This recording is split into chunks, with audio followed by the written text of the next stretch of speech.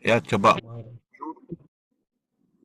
ya yang terkait dengan pendekatan terbaru ya dalam teori akuntansi. Nah, jadi pendekatan yang terbaru dalam teori akuntansi kita telaah dulu uh, opininya Britton ya dalam bukunya Postmodern Accounting Theory. Ya, jadi pendekatan institusi ya. Jadi pendekatan institusi pasca uh, uh, pasca modern perspektif gitu ya.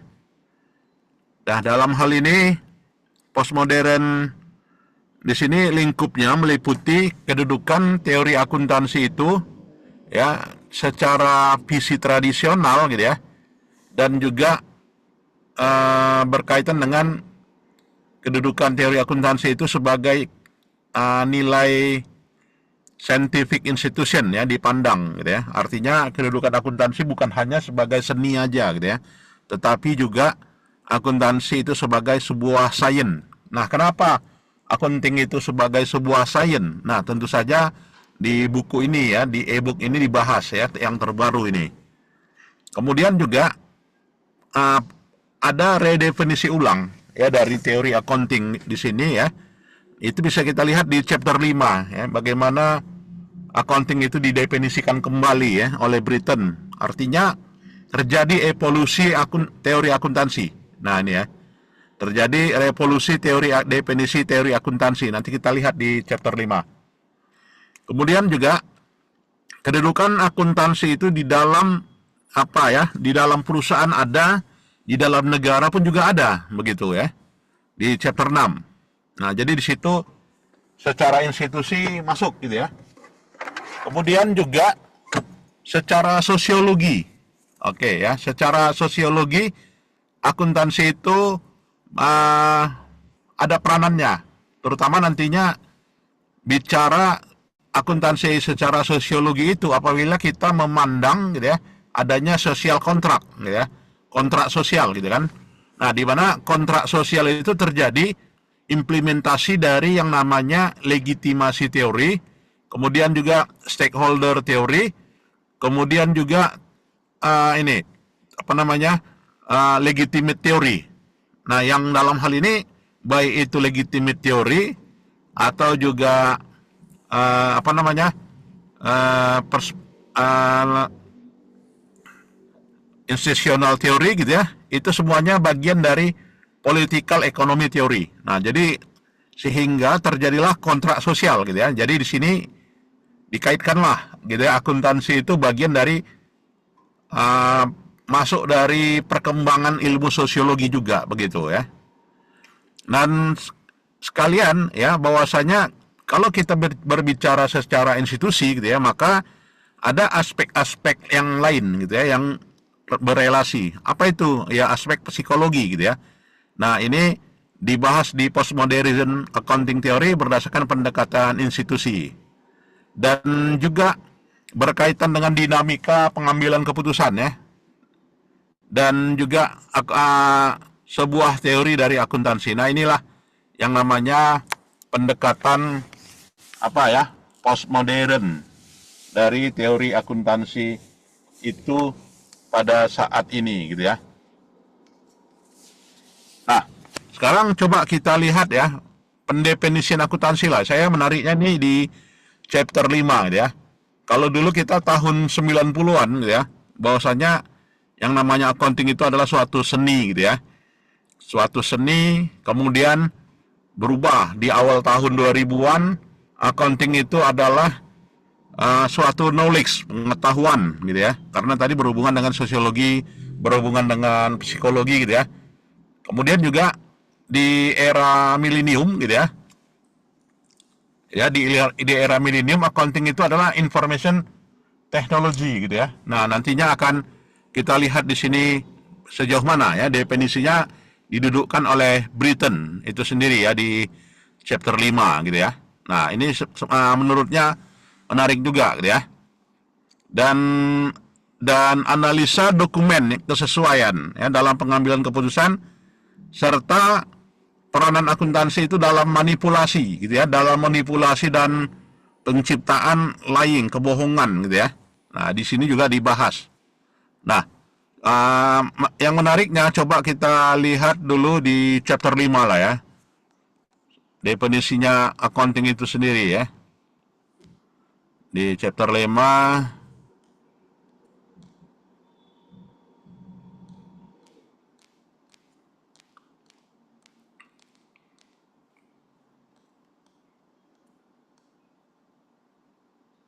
ini visi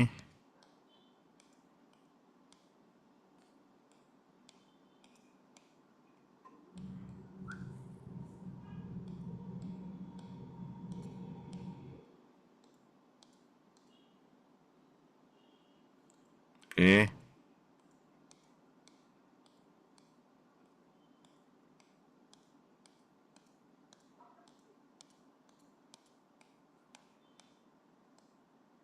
Ya, ini ya. Jadi definisi akuntansi gitu ya. Kalau menurut Ahmad Riyahi Belkowi gitu kan. Nah, dia katakan bahwasanya akuntansi itu adalah seni dia. Seni mencatat, mengklasifikasikan, meringkas gitu ya secara signifikan dari kegiatan keuangan ya atau juga kegiatan transaksi dan juga kegiatan peristiwa yang berkaitan dengan peristiwa di masa lalu terkait dengan karakteristik keuangan dan juga interpretasi darinya gitu ya.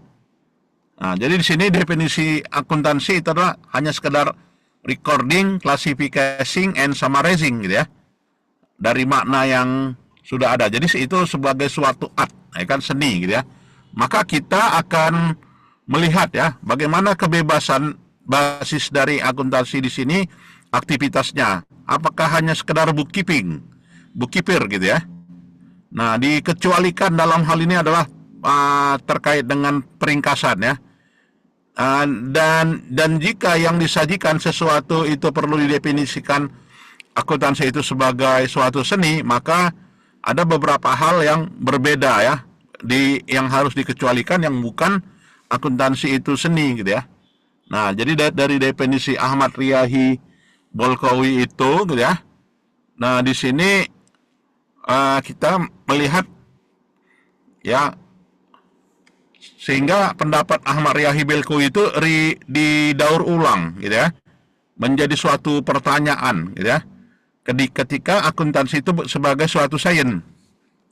Nah, jadi accounting deal with enterprises ya. Jadi akuntansi itu sesuai dengan kegiatan organisasi yang dalam hal ini bisa masuk dalam kelompok grup-grup sosial gitu ya yang berkaitan dengan transaksi dan juga peristiwa ekonomi ya dan punya konsekuensi sosial ya dan juga punya pengaruh hubungan sosial yang menghasilkan pengetahuan yang bermanfaat gitu ya bagi aspek manusia terkait dengan perikatan aktivitas gitu ya sosial yang ada dan secara mendasar dampaknya kepada faktor mental. Jadi didasari pada kesesuaian ya. Accounting itu sebagai suatu ilmu sosial ya. Jadi bukan hanya suatu seni aja gitu ya. Nah, ini paradigma barunya gitu ya didefinisikan. Nah, selain itu juga ya banyak buku-buku teori akuntansi tidak secara jelas mendefinisikan secara menyeluruh bahwasanya ada yang tidak sepakat dengan pendapatnya Belkowi gitu ya di mana mendefinisikan berdasarkan pada APB gitu ya dimensi dari yang harus didaur ulang dari teori akuntansi menurut KAM tahun 90 gitu ya. Accounting itu adalah aktivitas jasa. Nah, ini ya. Accounting is service activity yang fungsinya menyajikan ya informasi secara kuantitatif. Nah, jadi ini ada perubahan paradigma yang sebelumnya tadi atasnya sebagai suatu seni, maka accounting itu fungsinya adalah menyajikan quantitative information. Nah, jadi accounting itu is information ya accounting quantitative information yang dalam hal ini yang mendasar berkaitan dengan peristiwa-peristiwa keuangan dan juga aktivitas ekonomi yang termasuk di dalamnya bermanfaat ya dalam pengambilan keputusan ekonomi gitu ya. Nah, sehingga accounting itu didefinisikan sebagai bahasa ya. Nah, sebagai bahasa menurut Barthes ya, dalam hal ini menyatakan language and language ya. Jadi kedudukan akuntansi itu sebagai bahasa, sebagai aspek yang menyampaikan ya, kedudukannya sebagai bahasa yang dalam hal ini masuk dalam lingkupnya linguistik katanya. Oke ya. Dan kita lihat ya, bahwasanya tadi accounting itu adalah sebagai suatu seni ya, dan juga sebagai suatu information system, masuk juga accounting itu sebagai pengetahuan, knowledge gitu ya, science gitu ya. Nah, kenapa demikian gitu ya? Jadi kalau accounting itu sebagai suatu science, ada juga yang tidak sepakat gitu ya. Kenapa? Ya, karena accounting dalam sebagai suatu science di sini gitu ya, mencakup peristiwa masa lalu, histori, peristiwa fisik gitu ya. Kemudian peristiwa antropologi gitu ya, di mana pengetahuannya mencakup cakupan baik itu dari sisi bahasa, termasuk dalamnya bahasa Inggris dan juga bahasa Perancis ya. Nah, kalau dia sebagai bahasa, maka accounting itu adalah informasi dan juga pengetahuan ya. Suatu benda adalah informasi yang dan juga sebagai pengetahuan. Itu maknanya ya. Carrying knowledge katanya. Nah, sehingga penyajian informasi akuntansi di sini gitu ya, bisa berbagai perspektif. Nah, kalau kita mau menyajikan beberapa unsur rasio-rasio di sini gitu ya, maka penyajian informasi akuntansinya di sini bisa kita lihat dalam berbagai reaksi gitu ya. Ada reaksi tahun 69, reaksi tahun 70, reaksi tahun 71 ya kan, sampai dengan reaksi tahun 74. Nah, ini kedudukannya.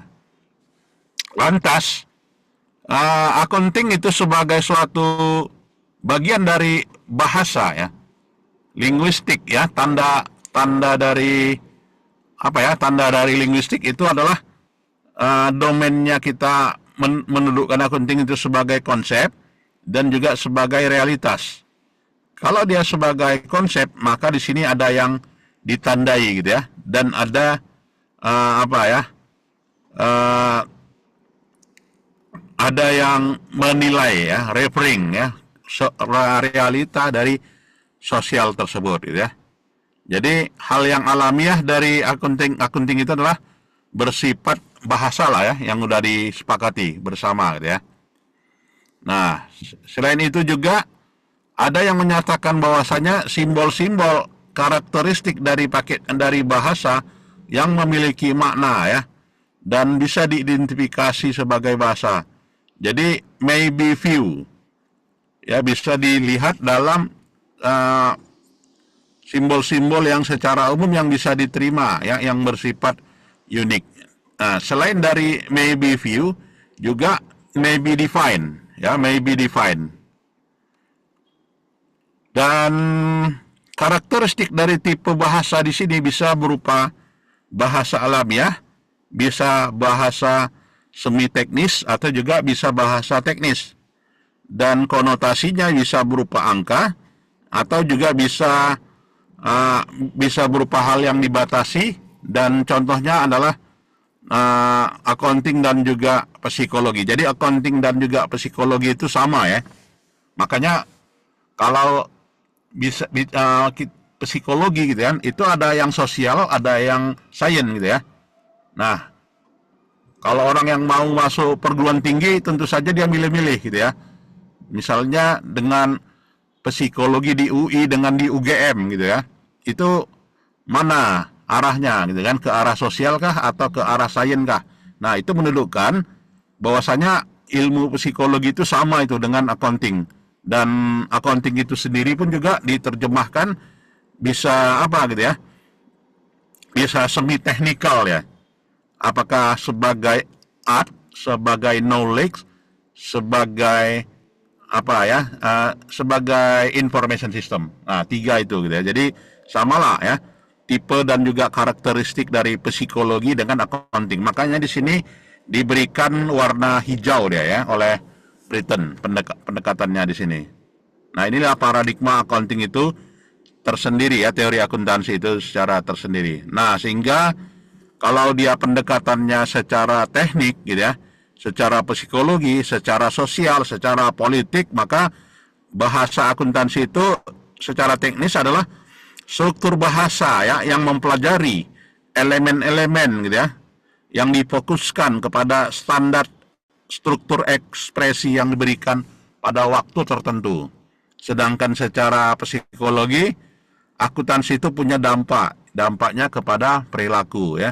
Dan juga secara sosiologi, accounting itu dikembangkan dari sosial konteks ya, aspek-aspek sosial, hubungan sosial ya. Dan juga secara politik ya, maka lebih ditingkatkan ya.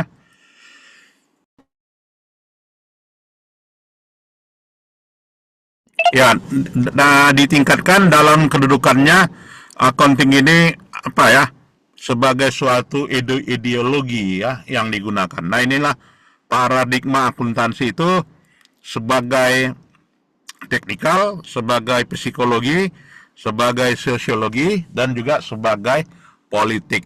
Ya. Baik.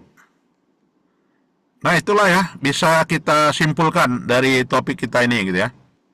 Nah, ini ada beberapa makna-makna apa ya, linguistik ya, emotif ya, konatif, referensial ya, politik ya, petik atau juga metalinguistik. uh, Paradigma accounting itu sendiri ya. Bisa dibaca ya di PDF, di e-booknya. Baik, mungkin ada yang mau kita diskusikan. Itulah yang bisa kita sampaikan pada hari ini ya. Ada? Nah, ini juga kalau kita bahas ya, kedudukan modal itu ya. Nah, sehingga modal itu ada yang intangible gitu ya, ada yang tangible ya. Dan juga bicara modal, ada yang sifatnya social capital ya, di mana social capital di sini mendefinisikan sebagai suatu aset yang terkait ya di dalam relasi sosial ya dan juga jaringannya gitu ya. Baik, mungkin ada yang mau kita diskusikan, silakan. Ya, ini juga ya bagaimana gambaran ya kedudukan institusi dengan manajemen ya, dengan dewan direksi ya, dengan karyawan, dengan perusahaan ya, ya sebagai suatu jaringan perusahaan. Ya, dan juga bagaimana jaringan ya, jaringan kekuatan yang menunjukkan antara dewan anggota dari Canada Board gitu ya, yang satu dengan yang lainnya. Nah, ini tadi sebagai berikut tergambar ya.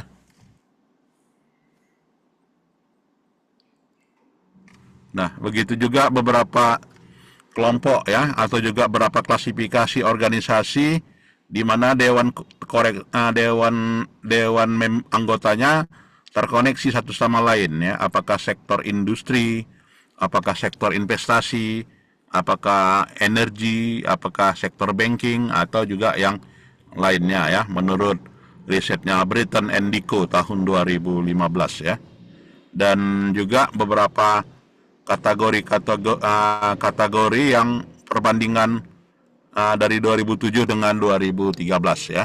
Nah, inilah hal yang menarik saya kira ya topik kita ini. Jadi kesimpulannya ya bahwasanya accounting berevolusi secara lambat ya, secara apalah ya, secara pelan-pelan ya, di mana mengikuti arah dari perkembangan perusahaan itu sendiri ya. Dan akuntansi mempelajari ya dalam hal ini sebagai suatu seni dan juga sekaligus sebagai suatu sains. Selain dari seni dan juga sains, accounting itu adalah bahasa ya. Jadi bahasa yang secara spesifik mengkategorikan gitu ya, memberikan jargon-jargon ya. Nah, jadi kesimpulannya art, science, language, knowledge, empat ya. Empat dicakup dari akuntansi itu sendiri gitu ya.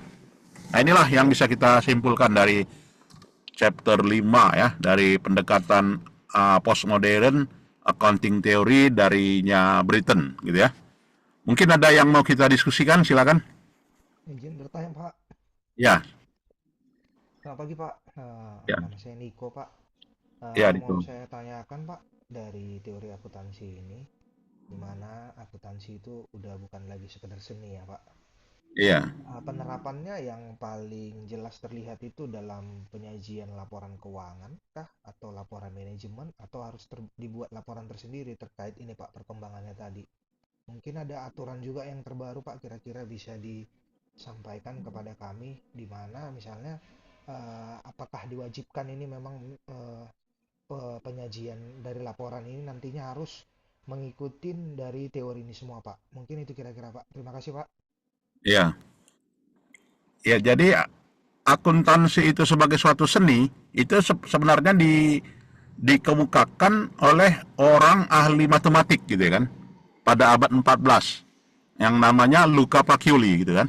Nah, sebenarnya yang mendudukkan accounting equation itu bukan ahli akuntansi murni gitu ya, orang matematika. Nah, jadi orang matematika itulah menyatakan bahwasanya aset sama dengan liability plus equity gitu kan. Seorang pedagang ya, seorang sains matematika yang berkedudukan di Venezia, Italia, abad 14 gitu ya. Dialah menyatakan accounting itu adalah suatu seni tadi. Mulai dari recording, ya kan, kemudian classification sampai pada summarizing itu ya. Nah, disitulah perkembangannya dan tas berkembang lagi gitu kan. Masuk kepada accounting itu adalah sebagai apa ya? Suatu sains gitu ya. Suatu sains ya, kenapa suatu sains gitu? Ya karena accounting itu masuk ke bidang ilmu apa saja ya. Baik itu ilmu sosiologi, ilmu perilaku gitu ya. Nah, itu. Dan pada akhirnya gitu ya, akuntansi itu berevolusi sebagai bahasa gitu ya, yang jika sebagai suatu language for specific kategori gitu ya. Jadi berevolusi dan berkembang ya, sama juga dengan psikologi yang berkembang seiring dengan dinamika. Nah, pada akhirnya uh, kalau akuntansi itu berkembang gitu ya, maka ada perlu standar dan standarnya sekarang sudah distandarisasi, udah satu gitu ya.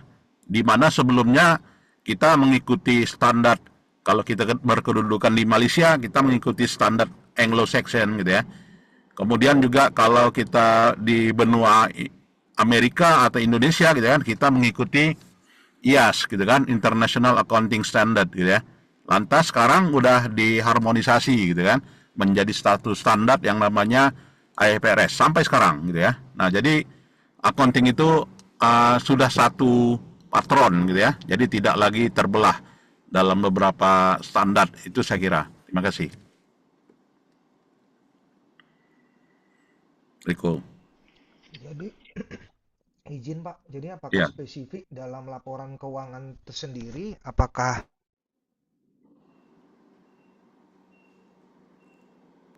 keuangan atau mungkin di catatan atas laporan keuangan yang harus kita sajikan, Pak, terkait Ya. ini tadi, Pak, teorinya, Pak, yang sudah berkembang itu, Pak. Apakah ada spesifik misalnya perubahan dia, Pak, dari yang penyajian yang dulu tradisional setelah berubah perkembangan dari teori ini tadi, ada nggak, Pak, yang spesifik yang penambahan kira-kira gitu, Pak? Ya, jadi yang namanya accounting itu kan mengubah dari data ya kan menjadi informasi. Nah, bagaimana mengubah data menjadi informasi itu karakteristik kualitatifnya? Apakah informasi pada akhirnya kan maunya orang dapat informasi nih gitu kan dari data-data semua ringkasan perusahaan. Nah, nah yang diinginkan informasi ini penyajiannya bagaimana?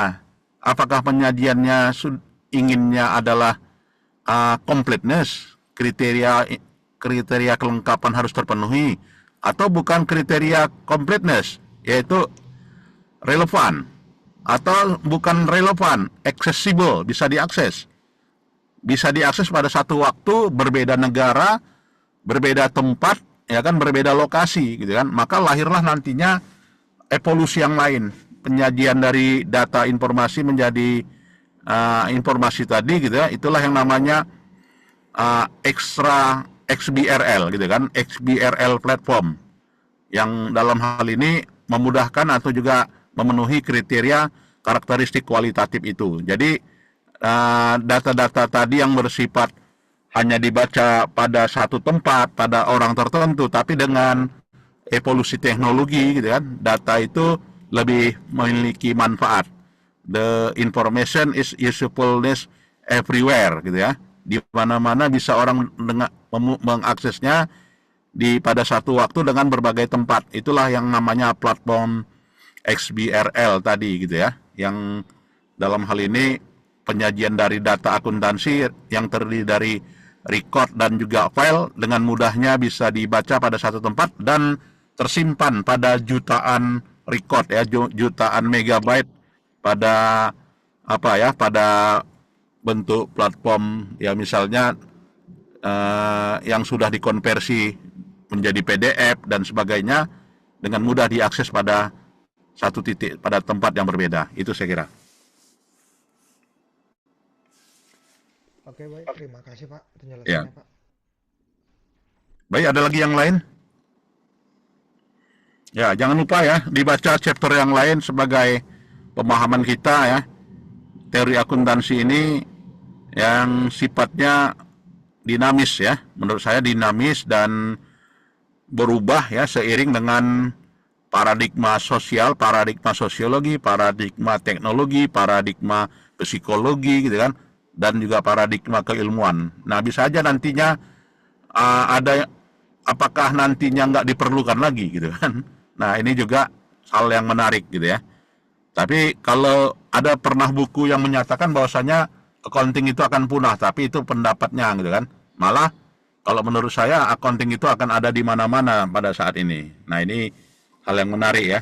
Dan kita tunggu juga pendapat-pendapat baru, gitu ya, buku-buku baru yang membahas tentang itu. Saya kira itu saja ya. Terima kasih. Selamat pagi. Assalamualaikum warahmatullahi wabarakatuh. Ya, terima kasih, boleh meninggalkan ruangan. Siap. Makasih, Pak. Selamat pagi. Ya, Waalaikumsalam warahmatullahi wabarakatuh. Terima kasih, Pak. ya, sama-sama.